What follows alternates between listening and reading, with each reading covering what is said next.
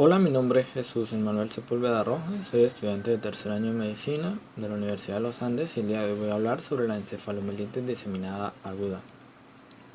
Voy a hablar acerca de la descripción de la enfermedad, de la epidemiología e incidencia, de los mecanismos inmunopatogénicos que contribuyen al daño tisular, de las manifestaciones clínicas, del diagnóstico, del tratamiento y de pruebas de laboratorio más comunes que permiten identificar las alteraciones.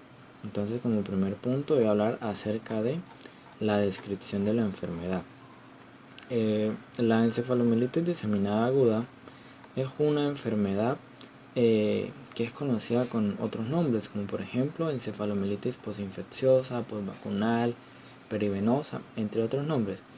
Y esta es una enfermedad neurológica desmielinizante que ataca el sistema nervioso central. Eso quiere decir que provoca un daño en la cubierta protectora que rodea las fibras nerviosas. Esta cubierta protectora es la conocida vaina de mielina. Afecta el sistema nervioso central, específicamente la sustancia blanca, tanto del encéfalo como de la médula espinal. En su fisiopatología es una enfermedad inflamatoria inmunomediada. Se considera que es un trastorno inflamatorio monofásico. ¿Pero qué quiere decir esto? Pues es decir que se presenta una sola vez. Generalmente es de buen pronóstico y ocurre posterior a una infección, bien sea por virus, por bacterias, pero que es una infección aparentemente benigna, o puede ocurrir después de una vacunación. Entonces tenemos encefalomielitis diseminada aguda post-infección o post-vacunal, que pues es la misma enfermedad. Se dice que es aguda ya que se desarrolla pocos días después de una infección. Como dije, puede ser una infección vírica o puede ser una infección por bacterias. Por ejemplo, si hablamos de una infección vírica, podríamos hablar del sarampión o de herpes zóster. Y si hablamos de por infección bacteriana, podríamos hablar de Mycoplasma pneumoniae. También a veces suele aparecer como secuencia de la vacunación, por ejemplo, de la vacuna antirrábica. Ahora, ¿qué virus se encuentran implicados en la encefalomielitis diseminada aguda? Pues tenemos virus como los que son los enterovirus, el virus de Epstein-Barr, el virus de la hepatitis A o de la hepatitis B. Tenemos el VIH, que es el virus de la inmunodeficiencia humana, o el virus de la gripe, que es el virus de la influenza. Entonces, hay una situación importante, que es que antes de que se generalizara la vacunación infantil, ¿qué sucedía? Que los virus como virus del sarampión, de la rubiola, de la varicela, de las paperas, solían ser las causas frecuentes más comunes de la encefalomielitis diseminada aguda, pero eso cambió debido a la vacunación. Actualmente ataca al organismo principalmente después de una infección bacteriana o viral, y muy pocas veces, en menos frecuencia, después de la vacunación. Como decíamos al principio, pues aunque es una enfermedad monofásica por definición, se han informado en algunas ocasiones formas clínicas de recaídas, que en ocasiones pues hace que sea difícil una distinción diagnóstica, ya que esta situación de que sea monofásica es una de las características principales que nos permiten diferenciarlas de la esclerosis múltiple. Aunque la encefalomielitis diseminada aguda es poco frecuente, representa una gran importancia debido a que produce unas secuelas neurológicas importantes que son secundarias a un inadecuado diagnóstico o pueden ser secundarias a un inadecuado tratamiento. Debe sospecharse esta patología en niños y en jóvenes que tengan cuadros de encefalitis y antecedentes de infección o de una vacunación reciente. ¿Y cómo lo vamos a sospechar? Bueno, más adelante hablaremos de lo que es el diagnóstico. ¿Y por qué en niños? Bueno, en la incidencia está demostrado que afecta principalmente a niños, pero eso lo veremos más adelante. Ahora, algunas variantes de la encefalomielitis diseminada aguda son la leucoencefalitis hemorrágica aguda y la leucoencefalomielitis hemorrágica necrotizante aguda, también conocida como enfermedad de Weston-Thurst. Estas son consideradas variantes hiperagudas de la encefalomielitis diseminada aguda, las cuales son pues rápidamente progresivas y son fulminantes. En casos graves se produce una necrosis de la médula espinal y puede asociarse a un desenlace fatal. Esto es lo que sucede en el caso de la leucoencefalomielitis aguda hemorrágica necrotizante o enfermedad de Weston-Hurst. Aparte de estas dos, se conocen otras dos formas de encefalomielitis diseminada aguda que se observan en aproximadamente un tercio de los casos y se denominan encefalomielitis diseminada aguda recurrente y encefalomielitis diseminada aguda multifásica. En la recurrente, los síntomas de recaída son idénticos a los del primer episodio, mientras que en la multifásica los síntomas de la recaída y la topografía, los lugares donde hay lesión, difieren del primer episodio. Ahora, en ambas formas, el intervalo libre de síntomas es inferior a los 2 años. En la encefalomielitis diseminada aguda recurrente, pues esa se caracteriza por ser un evento nuevo, desmielinizante, o sea, nuevo porque una vez superada la encefalomielitis diseminada aguda, pues vuelve y se repite. Y esta reúne todos los criterios para ser considerada pues encefalomielitis. Inicia al menos 3 meses después de un evento inicial y al menos 4 semanas después de completar el tratamiento con corticoides. Muestra el mismo síndrome clínico y afecta las mismas áreas en la resonancia magnética, mientras que la multifásica es como una repetición de la recurrente, ya que pues hay una mayor frecuencia de esta, o sea, indica que hay más recaídas.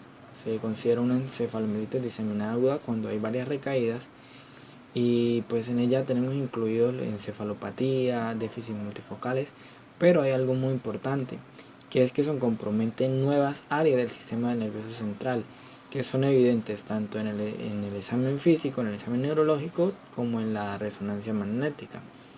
Y pues al igual que la recurrente, las recaídas tienen lugar al menos 3 meses después de un evento inicial y al menos 4 semanas después de completar el tratamiento de los corticoides. Ahora hablemos de lo que es la epidemiología e incidencia. Bueno, si bien la encefalomielitis diseminada aguda puede manifestarse a cualquier edad, es más frecuente en los niños que en los adultos. Por eso hace un momento decía que más adelante lo iba a tocar. La edad promedio de presentación en la población pediátrica varía entre los 5 y los 8 años, donde hay un predominio en los varones, pero ese predominio es discreto, no es tan marcado. Aunque existen algunos informes de encefalomielitis diseminada aguda en adultos mayores, el diagnóstico debería estar adecuado o fundamentado o enfocado para la edad de niños y jóvenes. La mayor frecuencia de la enfermedad en los varones tiene una relación de 1,8 a 1, a diferencia de que, por ejemplo, en la esclerosis múltiple el predominio es en las mujeres y la relación es de 2 a 1. En algunos estudios realizados en los Estados Unidos se observó que hay una distribución en relación a la estación o en los meses, ya sea de invierno y de primavera. Aunque se le describe como una enfermedad poco frecuente, su incidencia real es difícil de establecer, ya que pues hay casos aislados que pues no son informados.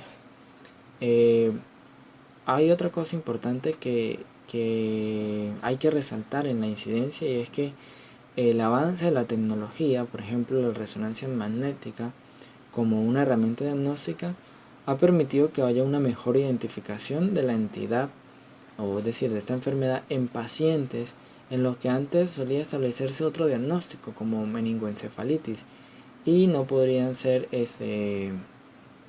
diagnosticadas correctamente con precisión o con certeza si no fuera gracias a esta herramienta. Entonces pues esto ha hecho que actualmente la incidencia de la enfermedad aumente. Algunas publicaciones recientes han intentado establecer cuál es la tasa de incidencia de la encefalomielitis diseminada aguda, y según el estudio realizado en el distrito estadounidense de San Diego, la incidencia fue de 0,4 cada 100.000 habitantes al año, esto en individuos menores de 20 años. Ahora, hubo otro estudio realizado en Canadá que es un estudio nacional, pero que tomaron a toda la población pediátrica. Y la incidencia fue de 0,2 por cada 1000 niños. Sin embargo, se realizó otro estudio en Alemania donde la incidencia fue aún más baja, fue de 0,07 por 100.000 habitantes en un año. Y tomaron a niños menores de 16 años. Y hubo algo particular en ese estudio, y es que resultó 3 veces más frecuente en pacientes menores de 10 años que en el grupo de 10 a 15 años. Es por esto que hace un momento decía que el diagnóstico debería enfocarse más en pacientes jóvenes, en niños. La incidencia de la encefalomielitis diseminada aguda se ha duplicado en los últimos años, como decía, debido al desarrollo de estas herramientas tecnológicas como es la resonancia magnética, la cual pues nos permite garantizar un número más preciso de lo que es el diagnóstico de esta enfermedad, que antes pues estos diagnósticos eran pasados por altos o no eran reportados como encefalomielitis diseminada aguda, por lo cual no se tenía una incidencia tan real. Sin embargo, de forma general, pues esta enfermedad toca a todos los grupos étnicos y todos los lugares geográficos, y la prevalencia está aproximadamente de una persona cada 125.000 a 250.000 habitantes. Ahora, la incidencia de ella en relación con la forma postvacunal representa menos del 5% de los casos. Por eso decía que ha disminuido bastante y que no es la causa principal la vacunación. Además de esto, pues las vacunas más relacionadas con un posible desarrollo de la enfermedad son la triple viral, la influencia, la antirrábica, la antitetánica, ¿sí? Y asimismo, pues también hasta aproximadamente un 20% de los casos no se encuentra un factor desencadenante, de modo que esta se conoce como encefalomielitis diseminada aguda idiopática. Tenemos una tabla que nos habla de la etiología de la encefalomielitis diseminada aguda. La tabla 1 que nos habla de diferentes virus, bacterias. Tenemos virus exantemáticos y no exantemáticos. Y pues allí podemos ver sarampión, rubiola, varicela, el virus de Epstein-Barr, el herpes virus 6, citomegalovirus, Coxsackie-BF, otros enterovirus, y ahí pues tenemos toda la lista. Bacterias, vacunas y otros como hongos, protozoos, gilmintos, pero pues hay que hacer más hincapié relevante en las posinfección o por vacunas. Mecanismos inmunopatogénicos que contribuyen al daño tisular. La patogenia de la encefalomielitis diseminada aguda aún no está completamente aclarada. Se sugiere un mecanismo inflamatorio autoinmune transitorio que es algo similar a la encefalitis alérgica experimental, en la cual se producen anticuerpos policlonales contra el agente etiológico y contra diversas estructuras del sistema nervioso central del huésped, principalmente contra estructuras mielínicas, y por esto es que ocurre la desmielinización. En estudios anatomopatológicos se han descrito que hay destrucción de la mielina e infiltrados inflamatorios perivasculares que son formados por linfocitos T y por macrófagos, sin afectación del axón en la mayoría de los casos, ya que pues hay casos en los que sí resulta afectado el axón. Además, en los tejidos que han sido tomados para realizarse biopsia, no se han logrado aislar gérmenes. Ahora, la pregunta es, ¿qué mecanismos inmunopatogénicos son los que producen pues, este daño tisular? Existen dos hipótesis. Una hipótesis fisiopatogénica es la semejanza molecular, y esta intenta explicar el mecanismo de la encefalomielitis diseminada aguda debido a una homología parcial, ya sea en la estructura o la secuencia de los aminoácidos de ciertos patógenos o de vacunas que compartirían epítopes antigénicos con la mielina del sistema nervioso central del hospedador. Entonces, estos patógenos podrían activar clones de células T reactivas contra la mielina e iniciar una respuesta autoinmunitaria específica en el sistema nervioso central. El sistema inmune se confunde debido a que son similares, los epítopes, y en lugar de atacar el agente patogénico, atacaría la célula del sistema nervioso. Sosteniendo esta hipótesis, se describen varias secuencias de péptidos de la mielina que resultan similares a algunas secuencias virales, y en algunos casos se comprueba que hay una reactividad cruzada por células T. Por ejemplo, en el caso del virus del herpes tipo 6, en el coronavirus, en el virus de la influenza y en el virus de Steinbar, estos son ejemplos de antígenos virales con una respuesta inmunitaria que es cruzada y es mediada por linfocitos T y que afecta la proteína básica de la mielina, la PBM.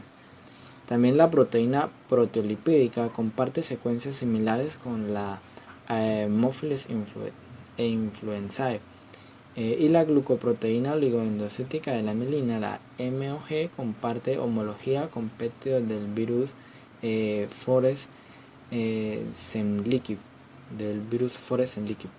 Es una interesante hipótesis, y se debe señalar que en esta hipótesis de la semejanza molecular hay una similitud estructural entre el patógeno y los péptidos del hospedador, que esta resulta suficiente para inducir una activación por linfocitos T, pero no para inducir una tolerancia. Las células T activadas y secundariamente las células B también activadas pueden reactivarse si dentro del sistema nervioso central se encuentran células presentadoras de antígeno que son locales. ¿Qué quiere decir esto? Bueno, es decir que cuando una persona recibe ciertas vacunas o sufre determinadas infecciones víricas, el sistema inmunológico del organismo ataca la vaina de mielina en el encéfalo y en la médula espinal, es decir, realiza una reacción autoinmunitaria. Se sugiere que el ataque se produce porque las proteínas de la mielina se asemejan a las del virus, y como resultado pues esto produce que haya destrucción y conlleva a una transmisión nerviosa que se vuelve muy lenta. Existe una segunda hipótesis que implica una infección directa del sistema nervioso central que desencadena una cascada inflamatoria secundaria. El tejido neuronal dañado podría así deteriorar la barrera hematoencefálica, exponiendo autoantígenos confinados al sistema nervioso central, a la circulación, donde serían procesados por el sistema inmunitario periférico. Este proceso llevaría a la pérdida de la tolerancia, que derivaría en un ataque autoinmunitario dirigido contra el sistema nervioso central, conducido por linfocitos T encefaloantigénicos. El modelo más difundido para explicar la teoría del origen postinfeccioso es la enfermedad desmielinizante inducida por el virus de Tyler. Esta infección causa un cuadro de encefalomielitis aguda en roedores genéticamente predispuestos. La reacción inmunitaria primaria involucraría células T CD4 y CD8 específicas contra el virus de Tyler. También otros estudios previos ya habían demostrado la presencia de títulos de anticuerpos de antiproteína básica de mielina en pacientes con encefalomielitis diseminada aguda luego de una vacunación antirrábica. Estos estudios indican que la respuesta de las células T y las células B contra los componentes de la mielina desempeñan un papel importante en la patogenia de la encefalomielitis diseminada aguda, bien sea postinfecciosa o postvacunal. También se han encontrado elevadas quimiosinas relevantes en la migración de eosinófilos y de neutrófilos en el líquido cefalorraquídeo de pacientes con encefalomielitis diseminada aguda. También se registraron niveles elevados de citocinas proinflamatorias como la interleucina 6 y el factor de necrosis tumoral alfa, así como la interleucina 1-10 en el líquido cefalorraquídeo en diferentes estudios. Ahora, hay o existe una posibilidad de predisposición genética que también se ha considerado en el desarrollo de esta enfermedad. En un trabajo publicado hace poco se describe la asociación de la encefalomielitis diseminada aguda y los alelos de clase 2, que son los HLA-DRB1 por 1501 y el HLA-DRB5 por 0101. En otra publicación, la encefalomielitis diseminada aguda se asoció con los alelos HLA-DRB1 por 0,1 y HLA-DRB por 0,3. La reciente descripción de casos familiares y recurrentes de encefalopatía aguda necrosante debido a una mutación en el gen RAN BP2 ofrece nueva evidencia sobre lo que son la importancia de estos factores genéticos de riesgo o susceptibilidad para sufrir una enfermedad neurológica inducida por factores ambientales. Manifestaciones clínicas. La encefalomielitis diseminada aguda generalmente tiene cuadro clínico variable. Los pacientes presentan síntomas de encefalitis o de mielitis. El cuadro referido más frecuente corresponde al de un catarro inespecífico de las vías aéreas superiores. Suele reconocerse una fase prodrómica inespecífica con fiebre, malestar general, cefaleas, mialgias, náuseas y vómitos, que sucede pocos días antes del inicio del compromiso del sensorio y el meningismo. La instalación del cuadro clínico es rápidamente progresiva, ya que se desarrolla en pocas horas o pocos días, con una media aproximada de 4,5 días. Las características del cuadro neurológico dependen de la distribución de las lesiones en el sistema nervioso central. Los signos y síntomas más prominentes son signos piramidales, unilaterales o bilaterales, que son del 60 al 95% de los casos. La hemiparesia aguda en un 76%, la ataxia del 18 al 65%, el compromiso de nervios craneales de 22 a 45%, pérdida visual debida a neuritis óptica del 7 al 23%, convulsiones de un 13 a 35%, compromiso de la médula espinal en un 24%, trastornos del lenguaje de un 5 a un 21% y hemiparestesia de 2 a 3% que pueden presentarse en combinaciones variadas, acompañando al compromiso del sensorio expresado como una somnolencia, letargo o coma. En cuanto a las crisis convulsivas, suelen aparecer bajo la forma de crisis motoras focales, son casi siempre prolongadas y predominan en los niños menores de 10 años. El compromiso del sistema nervioso periférico es infrecuente en la encefalitis diseminada aguda pediátrica, mientras que en los pacientes adultos se describió con una frecuencia de hasta un 44%. En cuanto a la gravedad del cuadro neurológico, también puede mostrar una variación, ya que se pueden observar casos de encefalomielitis diseminada aguda con cuadros sutiles constituidos por irritabilidad inespecífica, cefalea y algún grado de somnolencia, hasta otros más graves evidenciados por una rápida progresión de síntomas y de signos que pueden culminar en un estado de coma y rigidez de descerebración.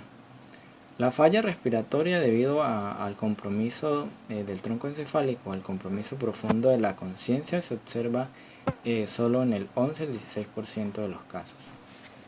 Diagnóstico. El diagnóstico se basa en la historia clínica, las manifestaciones clínicas del paciente y en exámenes. ¿Qué tipo de exámenes? Estudio del líquido cefalorraquídeo, tomografía de cráneo, electroencefalograma y la más importante, la resonancia magnética. Por ejemplo, un paciente niño aparentemente sano, un niño de 5 años, que posterior a un cuadro infeccioso, febril o posterior a una vacuna, presenta de forma aguda y progresiva déficits neurológicos que son de diversa localización. Pues en este paciente se podría sospechar de encefalomielitis diseminada aguda, lo cual se puede apoyar con un estudio de líquido cefalorraquídeo, el cual resultará normal en un 20 a 30% de los casos, pero en el resto de los casos es inespecífico, donde se puede mostrar datos inflamatorios en relación a pleocitosis de predominio mononuclear, proteinorraquia, aumento de la proteína básica de la mielina en ausencia de bandas oligoclonales. Sí. La tomografía de cráneo generalmente es normal, aunque haya infección. El electroencefalograma muestra un patrón de encefalopatía con enlentecimiento focal o difuso de la actividad basal, y en casos de neuritis óptica los potenciales evocados visuales resultan anómalos. En la resonancia magnética, que es el más importante, el de mayor utilidad, cuando usamos secuencias T2 y FLIRE, se pueden observar múltiples lesiones que son hiperintensas y que son infra y supratentoriales, y además que son asimétricas y que afectan principalmente a la sustancia blanca porque hay pues desmielinización, reportándose una afección de la médula espinal de predominio torácica en el 11 al 28% de los casos. La sustancia gris profunda de los tálamos y ganglios basales suele mostrar un patrón simétrico. Las lesiones tienen pues un diámetro variable, pero en general son más grandes, de 0,5 a 1 centímetro, que aquellas que son observadas en la esclerosis múltiples o en los eventos desmelinizantes aislados. A continuación pues vemos el cuadro 10.1, donde nos habla de las características de las lesiones de encefalomielitis diseminada aguda en la resonancia magnética cerebral y espinal. Entonces del lado izquierdo vamos a tener las características a escribir y del lado derecho pues las características típicas que se ven en la encefalomielitis diseminada aguda. Entonces en cuanto a la morfología vamos a encontrar límites mal definidos, diámetros variables, refuerzos variables con gadolinio y a nivel medular vamos a encontrar lesiones confluentes, multisegmentarias y frecuente edema perilesional. En cuanto a la distribución, pues podemos ver que hay un compromiso de la sustancia blanca bilateral y asimétrica, que hay sustancia gris cortical y profunda frecuentemente afectada, que hay lesiones periventriculares poco frecuentes, que hay compromiso del cuerpo calloso, que también es poco frecuente, y hay subtipos radiológicos donde podemos encontrar pequeñas placas, grandes placas pseudotumoral o tumefacta, encefalomielitis aguda hemorrágica, bitalámica y pseudoleucodistrófica. En cuanto a la evolución, pues hay una resolución variable de las lesiones iniciales y hay ausencia de nuevas lesiones en las resonancias magnéticas seriadas. A continuación vamos a ver la figura 1, en la que vemos una resonancia magnética en secuencia FLIRE. Allí encontramos unos cortes axiales en los cuales se observan lesiones hiperintensas que son multifocales y que se ubican a nivel bitalámico, periventricular, occipital derecho, a nivel frontal y a nivel parietal, que afectan esencialmente la sustancia blanca. A continuación vemos la figura 2. Pues en A y en B se muestra una resonancia magnética de cerebro en secuencia FLIRE. También hay cortes axiales, los cuales evidencian lesiones hiperintensas en relación al proceso desmelinizante a nivel frontal, bilateral, periventriculares, los cuales no reforzaron al contraste que acá no está la imagen mostrada. Y la figura C nos habla de un corte sagital donde se pueden apreciar una lesión redondeada a nivel frontal derecho en relación clínica con la hemiparesia izquierda. A continuación la figura 10.1 también nos habla de que hay una resonancia magnética y lesiones de encefalomielitis diseminada aguda, donde encontramos otro corte axial en secuencia FLIRE que muestra lesiones hiperintensas bilaterales de bordes mal definidos y asimétricos ubicadas en la sustancia blanca central, periventricular y subcortical de ambos hemisferios cerebrales. Hay además lesiones en la sustancia gris profunda que comprometen los ganglios basales y el tálamo. La imagen pues corresponde a un niño de 6 años con encefalopatía aguda, con meningismo, hemiparesia izquierda, ataxia y convulsiones. Ahora, hasta este momento hemos visto la importancia que tiene la secuencia FLIRE y la secuencia T2 en la resonancia magnética de la encefalomielitis diseminada aguda. Bueno, a continuación vamos a ver la tabla 2 que nos habla del diagnóstico diferencial de la encefalomielitis diseminada aguda con la esclerosis múltiple, y allí vemos diferentes características. Por ejemplo, la encefalomielitis de edad preferente en los niños, no hay antecedentes familiares, hay antecedentes de infección frecuente, manifestaciones clínicas polisintomáticas, y en la esclerosis múltiple pues la edad preferente de adultos y jóvenes, si hay antecedentes familiares, es raro las infecciones, las manifestaciones clínicas son mono o pausisintomáticas. Y así con esta tabla podemos establecer el diagnóstico diferencial entre estas dos patologías. Y así como pues podemos establecer este diagnóstico diferencial entre estas dos, también entre otros padecimientos autoinmunes, reumatológicos, infecciosos, vasculares o déficits vitamínicos, pues también hay que establecer un diagnóstico diferencial, los cuales se tomarán en cuenta cuando se presenten dos o más brotes de desmelinización del sistema nervioso central, según pues un consenso para esclerosis múltiple pediátrica y desórdenes relacionados. En la encefalomielitis aguda diseminada, debido a la ausencia de un marcador biológico específico, el diagnóstico todavía se sustenta en las características del cuadro clínico de presentación y las lesiones observadas en las neuroimágenes. Tratamiento y pronóstico. El tratamiento es a base de corticoides a dosis altas. Podemos usar la metilprednisolona intravenosa en dosis de 10 a 30 miligramos sobre kilogramo al día. Eso es en niños, y de 500 a 1000 miligramos al día en adultos. O también podemos usar desametasona, 1 miligramo sobre kilogramo por 3 a 5 días, y luego seguido por 4 a 6 semanas de esteroides orales en dosis que cada vez van a ser menores.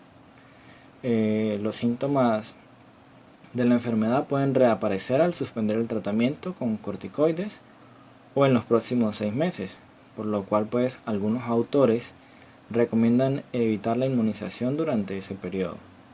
En cuanto al pronóstico, el pronóstico a largo plazo de la encefalomielitis diseminada aguda varía según la etiología. En los casos secundarios a sarampión se reporta alta mortalidad y secuelas neurológicas severas en aquellos que pues logran sobrevivir, y en los casos no secundarios a este el pronóstico pues generalmente es favorable. Varios estudios han reportado una recuperación completa en el 50 al 75% de los casos en un periodo de 1 a 6 meses después de la aparición de los síntomas y de los signos de la encefalomielitis diseminada aguda, con una mortalidad actual inferior al 10% de casos. La secuela neurológica más común son déficits motores focales, principalmente ataxia y hemiparesias leves, que están en relación con la duración y severidad de la inflamación pues, en el sistema nervioso central. El desarrollo agudo de síntomas neurológicos severos y falta de respuesta a corticoides son considerados factores de mal pronóstico, aunque algunos autores mencionan como factores de buen pronóstico la remisión radiológica y la ausencia clínica a los 6 meses. Ahora, como tal, no existe un tratamiento eficaz que sea conocido. Un gran número de pacientes, sobre todo de niños, se recupera notablemente, aunque pues recordemos que la forma necrosante puede ser gravemente discapacitante o puede ser fatal. Y las pruebas de laboratorio más comunes para identificar estas alteraciones, pues tenemos el estudio del líquido cefalorraquídeo, que se debe realizar en todo paciente con una encefalopatía aguda, ya que este es un estudio fundamental para pues, una adecuada evaluación diagnóstica y sobre todo para diferenciar, por ejemplo, los cuadros debido a una infección directa al sistema nervioso central de aquellos procesos inflamatorios desmelinizantes como pues, es en este caso la encefalomielitis diseminada aguda. El estudio citoquímico del líquido cefalorraquídeo en los pacientes con encefalomielitis suele evidenciar una leve a moderada pleocitosis linfomonocitaria, con valores informados de hasta 360 células y valores normales de glucorraquia. Las proteínas se encuentran casi siempre elevadas y se describió también la presencia de bandas oligoclonales de inmunoglobulina G a nivel intratecal por isoelectrofocalización en la etapa aguda de la enfermedad. Cabe resaltar que si estas bandas están presentes en la encefalomielitis, suelen ser transitorias y desaparecen con el tiempo, en oposición o en contrario a lo que es observado en los pacientes con esclerosis múltiple. Es recomendable completar los estudios serológicos de antigenemia para aquellos agentes infecciosos que son los sospechosos o los probables causantes de la encefalopatía, por lo cual se deben hacer cultivos en sangre y líquido cefalorraquídeo para detectar virus, hongos y bacterias. Además, pruebas serológicas para el herpes virus 1 y 2, para la varicela zoster, para el HIV, para el citomegalovirus, para el virus del Epstein-Barr, para el Mycoplasma pneumoniae, el virus de la parotiditis, virus de la hepatitis e infección estreptocócica. La realización de técnicas de PCR en el líquido cefalorraquídeo para la detección del genoma de agentes infecciosos como virus herpes 1 y 2, virus herpes 6, varicela zoster, Epstein-Barr, citomegalovirus, enterovirus, virus de la influenza A y B, Mycoplasma pneumoniae y Mycobacterium tuberculosis. Es recomendable para descartar una infección directa del sistema nervioso central. En conclusión, a pesar de que la encefalomielitis diseminada aguda es una enfermedad benigna de buena evolución en la mayoría de los casos, el tratamiento adecuado y oportuno deberá instalarse en cuanto sea posible para evitar secuelas neurológicas mayores. Se recomienda sospechar de esta patología en todo paciente pediátrico o adolescente con antecedentes de vacunación en el último mes, así como un cuadro infeccioso que debute con signos y síntomas de encefalitis, es decir, fiebre, cefalea, vómitos, que tengan deterioro neurológico progresivo multifocal. Entonces a este niño deberá descartarse principalmente un proceso infeccioso mediante una punción lumbar y solicitar la resonancia magnética para corroborar el diagnóstico. Muchas gracias.